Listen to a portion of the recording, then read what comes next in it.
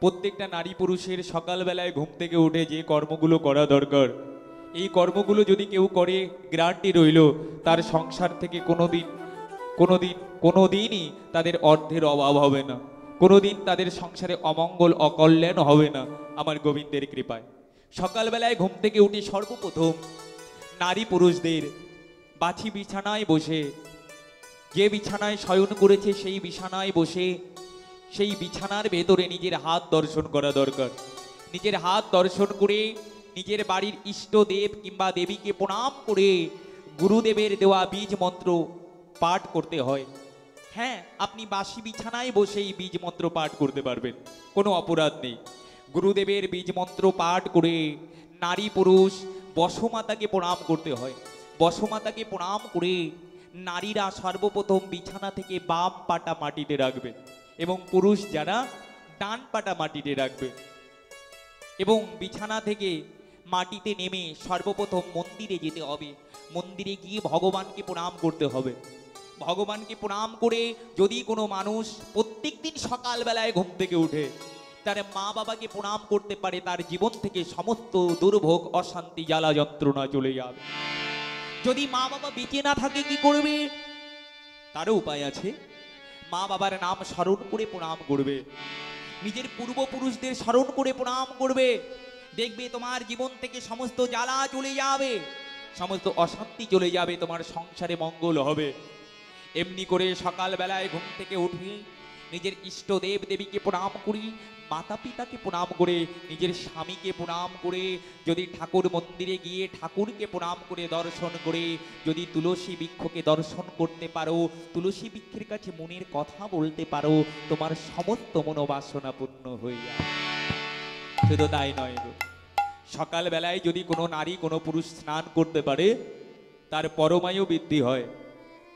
যদি কোনো নারী কোনো পুরুষ সকালবেলায় পূর্ব দিকে মুখ করে গঙ্গা গঙ্গা বলে স্নান করতে পারে, তার গঙ্গা স্নানের ফল প্রাপ্তি হয়ে যায়।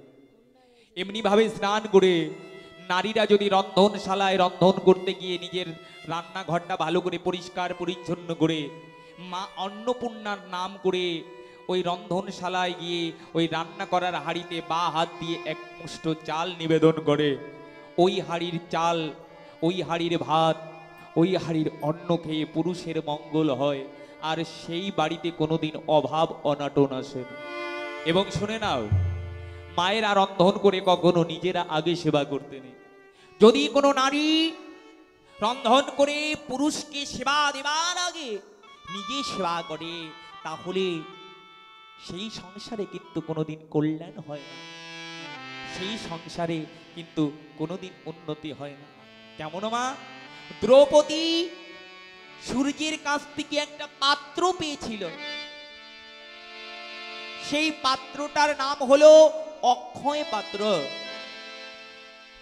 এবং সূর্যদেব দ্রৌপদীকে আশীর্বাদ করেছিল, দ্রৌপদী, আমি তোমাকে যে পাত্র দান করলাম এই পাত্রের অন্ন কখনো শেষ হবে না। 1000, 10,000, 1,00,000, 1,00,00,000 মানুষও যদি সেবা করে তোমার এই পাত্রের অন্ন ব্যঞ্জন কোনোদিন সমাপ্ত হবে না। তবে একটা কারণে, কোন কারণ জানো? এই পাত্রের অন্ন যদি তুমি একবার সেবা করো তারপরে আর কেউ সেবা করতে পারবে না। তাই মা, নারীরা কোনোদিন আগে সেবা করতে নেই। নারীরা সবসময় সেবা করতে হয় বাড়ির পুরুষ জাতিকে সেবা দিয়ে, না হলে ভগবানকে সেবা দিয়ে, না হলে বয়োজ্যেষ্ঠ মানুষকে সেবা দিয়ে। এমনি করে যদি তোমরা নিয়মাবলীগুলো পালন করে যদি মা তোমরা এই কর্মগুলো ঠিকভাবে করতে পারো, তোমাদের সংসারে কিন্তু মঙ্গল হবে। আমাদের সংসারে এখনকার দিনে শান্তির খুব কম, শান্তির বড় অভাব। আমরা শান্তি পাবো কি করে? নাকি শান্তির ব্যবস্থা নিজেদেরই করতে হবে মা। বাজার থেকে তো তুমি সব কিনতে পারবে, টাকা থাকলে এ জগতে এমন কিছু নাই যে কেনা যায় না, সবই কেনা যায়। কিন্তু বলো তো দেখি, টাকা থাকলে কি তুমি শান্তি কিনতে পারবে? টাকা থাকলে কি তুমি ভক্তি কিনতে পারবে? টাকা কিনলে কি তুমি রাতের ঘুম কিনতে পারবে? পারবে না, সম্ভব নয়, সম্ভব নয়। তাই শান্তিটা পেতে গেলে নিজেদের আগে কিছু শান্তির কর্ম করতে হয়, যে নিয়ম কানুনগুলো পাললে পারে আমাদের ইহকাল এবং পরকাল দুকালেরই মঙ্গল হয়। মা শোনো, সর্বপ্রথম নারীদের যে কর্মগুলো করা দরকার, যখন মায়েরা রজস্বলাবতী হয়, এই রজস্বলা চলাকালীন কখনো রন্ধনশালায় প্রবেশ করতে নাই। 3 দিন যখন মায়েরা ঋতুবতী হয়, এই 3 দিন যদি নারীরা রন্ধনশালায় যায়, আর রন্ধনশালায় গিয়ে যদি রান্না করে, সেই রান্না যদি কোনো মানুষ খায়, সে নারী হোক পুরুষ হোক, তার অকাল মৃত্যু হবেই হবে। এটা শাস্ত্রের কথা আমরা মানি না, এখন সবাই সবকিছু গায়ের জোরে করি। এই জন্য তো আমাদের এত জ্বালা, এত সমস্যা, এত বিপদ, এত অমঙ্গল, এত অকল্যাণ। শোনো মা, তাহলে আপনারা কি করবেন? যাদের বাড়িতে কেউ নাই রন্ধন করার, তবে শোনো, একটা উপায় আছে। যখন আপনারা রজস্বলাবতী হবেন, প্রত্যেক দিন স্নান করে আপনারা একটা শাড়ি তৈরি করবেন, সেই শাড়িটা পরে রান্না করবেন। সেই শাড়িটা পরে রান্না করে সেই রান্না করা ভাত আগে কোনো পশু পাখিকে নিবেদন করবেন, দেখবেন সেই দোষটা কিন্তু খণ্ডন হয়ে যাবে। নারীদের এ সময় রন্ধনশালায় যাওয়াটা উচিত না। যদি কেউ না থাকে, না গিয়ে উপায় নেই, তখন একমাত্র এই উপায়ে আপনারা যেতে পারবেন। শোনো মা, শুধু তাই নয়, রজস্বলা চলাকালীন পুরুষের সঙ্গে শয়নে যেতে নেই। যদি কোনো নারী এই সময় পুরুষের সঙ্গে শয়নে যায়, সেই পুরুষের অকাল মৃত্যু হয়, সেই পুরুষের বল বুদ্ধি হানি হয়, সেই পুরুষের বুদ্ধি লোপ পায়, সেই পুরুষে নানান ধরনের অসুখ বিসুখ অঙ্গে প্রবেশ করে। তাই এই 3 দিন মা রন্ধনশালায় যেতে নেই, স্বামীর কাছে যেতে নেই, ঠাকুর মন্দিরে যেতে নেই, তুলসী তলায় যেতে নেই। শুধু স্বামীর সঙ্গে নয় মা, বাড়ির কারুর সঙ্গে শয়নে যেতে নেই। তোমার সন্তান বলো, তোমার কন্যা বলো, তোমার আত্মীয় স্বজন বলো, কারুর সঙ্গে ছুতে নেই মা, অপরাধ হয় গো। এই 3 দিন মাটিতে শুতে হয়, বিছানা পেতে। এই নিয়মগুলো যদি পালতে পারো, দেখবে তোমাদের মঙ্গল হচ্ছে, আর তোমরাও শান্তি পাচ্ছ। কেন জানো? এই 3 দিন নারীরা হয় অপবিত্র, তাদের অঙ্গে পাপ থাকে। তাই 3 দিন পরে চতুর্থ দিন স্নান সম্পূর্ণ করে গোবিন্দ মন্দিরে পুজো দিয়ে রন্ধন করে, সেই রন্ধন যদি গোবিন্দকে নিবেদন করে স্বামীকে সেবা দিতে পারে, তাহলে কিন্তু তাদের সংসারে কল্যাণ হয়, মঙ্গল হয়। মা শোনো, তোমাদের রন্ধনশালায় যখন রন্ধন করবে, ওই এঁটো থালা বাসন কোনোদিন রাত্রেবেলায় জমা করে রাখবে না। আমার মুখের কথা নয়, যে বাড়িতে রাত্রেবেলায় সেবা করবার পরে, খাওয়া দাওয়া করবার পরে এঁটো থালা বাসন রন্ধনশালায় পড়ে থাকে, সেই বাড়ি থেকে লক্ষ্মী চিরকালের মতো চলে যায়। লক্ষ্মী শুধু নয়, মা অন্নপূর্ণা পর্যন্ত তাদের পরিত্যাগ করে। কেন? দেব দেবী তারা এই অপরিষ্কার অপরিচ্ছন্ন জিনিস পছন্দ করে না। আর মা লক্ষ্মী তো বড়ই চঞ্চলা, তিনি তো এগুলো একদম পছন্দ করে না। তাই রাত্রের থালা বাসন রাত্রেই ধৌত করে উবুর করে রাখবেন না। যদি হাঁড়ি কড়াই থালা বাসন উবুর করে রাখো মা, তাহলে তোমার সংসারও ভুট হয়ে যাবে। থালা বাসন হাঁড়ি কড়াই সবসময় চিত করে রাখতে হয়। আমরা এগুলো জানি না বলে আমাদের এত জ্বালা, এত অশান্তি। শুধু তাই নয় গো মা, রন্ধনশালা প্রত্যেকদিন পরিষ্কার করতে হয়, পরিষ্কার পরিচ্ছন্ন করে রন্ধন করতে হয়। রান্না করবার সময় মা লক্ষ্মীর নাম নিতে হয়। রান্না করবার সময় এক মুষ্টি চাল মা অন্নপূর্ণার নাম করে নিবেদন করতে হয়। রান্না করতে করতে হরি নারায়ণের নাম স্মরণ করতে হয়, তাহলে সেই রন্ধনটা অমৃত হয়ে যায়। সেই রন্ধনটা কি সবার মঙ্গল হয় গো মা। শুধু তাই নয় গো, রন্ধনশালার যে লবণের পাত্রটা, এখনকার দিনে তো মা মডার্ন জামানা, প্লাস্টিকের পাত্রে দেখি লবণ রাখে, সাবানের কৌটাতে লবণ রাখে, প্লাস্টিকের কৌটাতে লবণ রাখে। তোমার জীবনটাও প্লাস্টিক হয়ে যাবে মা। লবণ নুন এর আছে অনেক গুণ, এই নুন আবার মানুষ করে দেয় খুন। এই নুন রাখতে গেলে সাবধানে রাখতে হয়। লবণ তরকারিতে না হলেও ভালো লাগে না, আবার তরকারিতে লবণ বেশি হয়ে গেলে খাওয়াও যায় না। তাই এই লবণের কিন্তু অনেক গুণ আছে মা। দেখবেন এই লবণ কিন্তু হতেও লাগে, মরতেও লাগে। মানুষ কবর দিলেও লবণ লাগে, আবার হলেও কিন্তু লবণ লাগে শুদ্ধিকরণ করবার জন্য। ভগবানের সেবায়ও লবণ লাগে। এই লবণের প্রয়োগটা করতে গেলে একটু বুঝে শুনে করতে হয় মা। ওই লবণের পাত্রটা কখনো প্লাস্টিকের করবে না। প্লাস্টিকের পাত্রে যদি বাড়িতে লবণ থাকে, তাহলে সেই বাড়িতে রোগ ব্যাধি তো আগমন হবেই, 100% গ্যারান্টি রইল। আপনারা লবণের পাত্রটা মাটির পাত্র করবেন, না হলে কাচের পাত্র করবেন, না হলে কাঠের পাত্র করবেন। আর লবণের পাত্রটা কখনো আলগা করে রাখবেন না, তাহলে কিন্তু আপনাদের অকল্যাণ হবে মা। এবং শুধু তাই নয়, আপনারা একটা কাজ একদমই করবেন না। আপনারা রান্নাঘরে যে বটিটা রাখেন, যে বটিটা, ওই বটিটা আপনারা সবজি বানিয়ে ওটা ধৌত করে রাখবেন। আর বটিটা কখনো খাড়া করে রাখবেন না। বটির গায়ে যদি ওই সবজির খোসা লেগে থাকে, তাহলে আপনার সন্তানেদের কিন্তু স্বাস্থ্যহানি হলেও হতে পারে। সংসারের নারী পুরুষের রোগ ব্যাধি আসলেও আসতে পারে মা। আর একটা কথা বলি, এই বটিটা একটু সাবধানে রাখবেন। সকালবেলায় ঘুম থেকে উঠে কখনো দা বটি কাস্তা দর্শন করতে নেই, তাহলে শুভ কাজ খণ্ডন হয়ে যায়। তাই এগুলো একটু ঠিকঠাক করে রাখলে পারে, এই কাজগুলো একটু ঠিকঠাক ভাবে করলে পারে আমাদের কিন্তু মঙ্গল হয়। এটা তো নারী জাতির কর্ম গেল, আরো অনেক কর্ম আছে, অত তো বলা যায় না মা। তবে বাবাদেরও কিছু কর্ম আছে যেগুলো করলে পারে তোমার সংসারের মঙ্গল হবে, তোমাদের পুত্রের মঙ্গল হবে এবং পত্নীরও মঙ্গল হবে। একটা পুরুষ জাতিকে বলা হয় কুলের প্রদীপ, বংশের প্রদীপ। সেই প্রদীপের কিছু কর্ম করার আছে মা।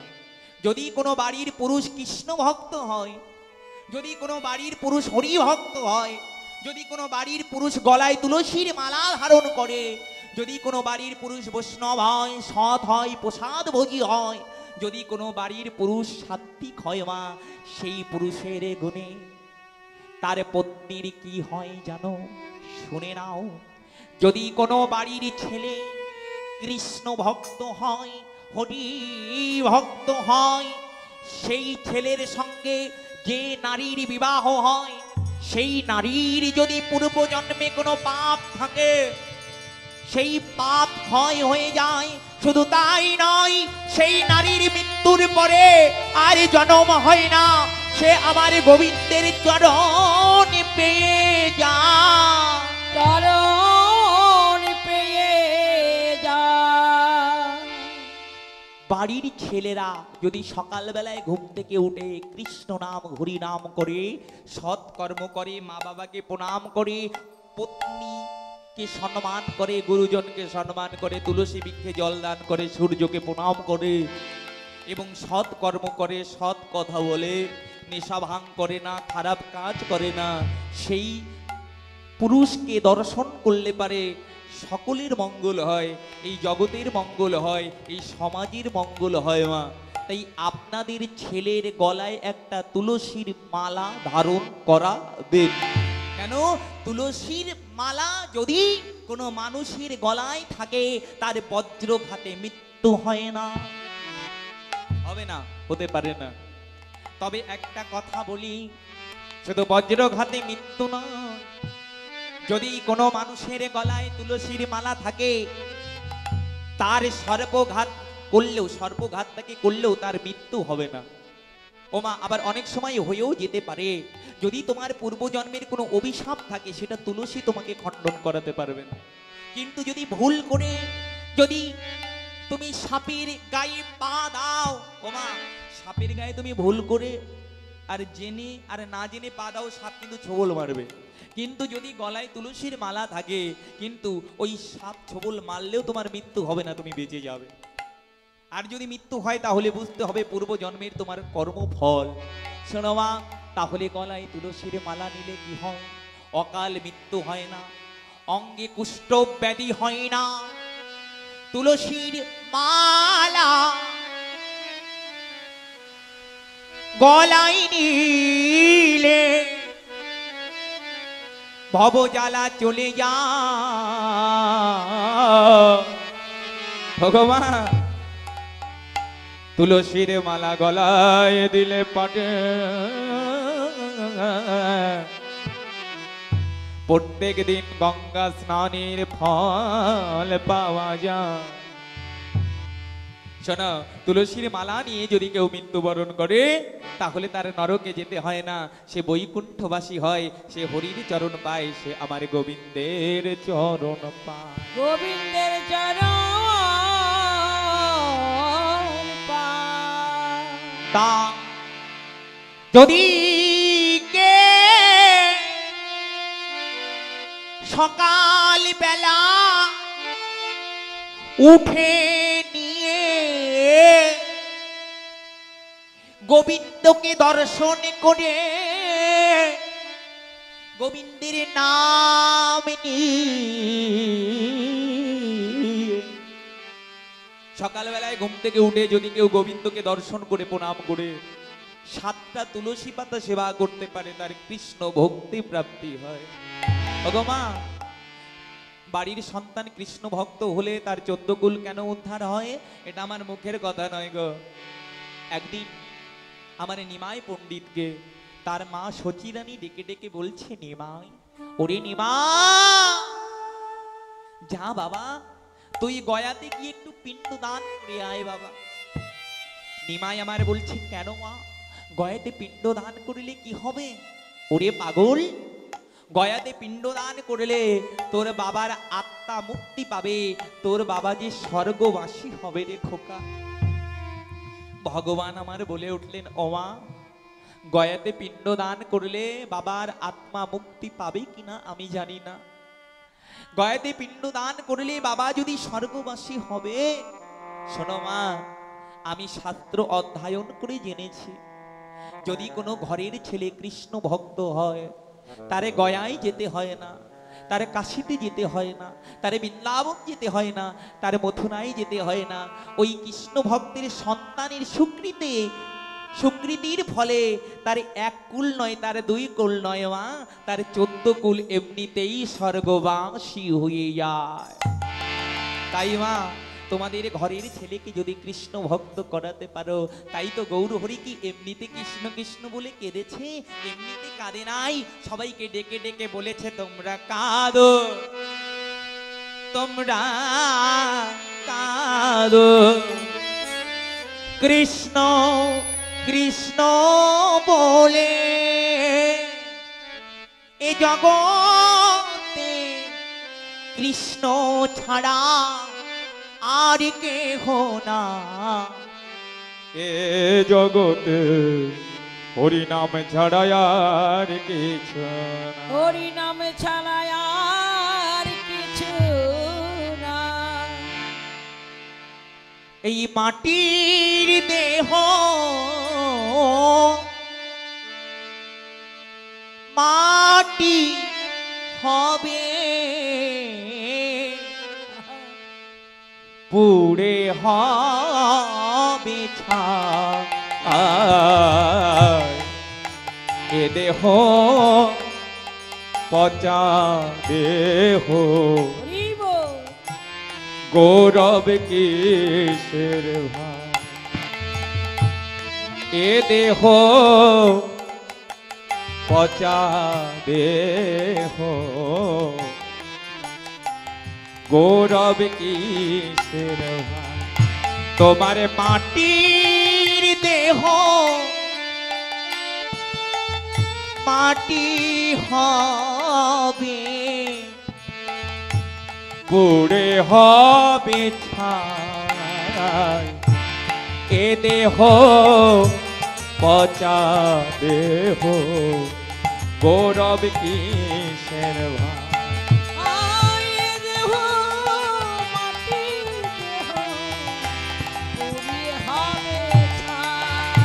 এই দেহ পচা দেহ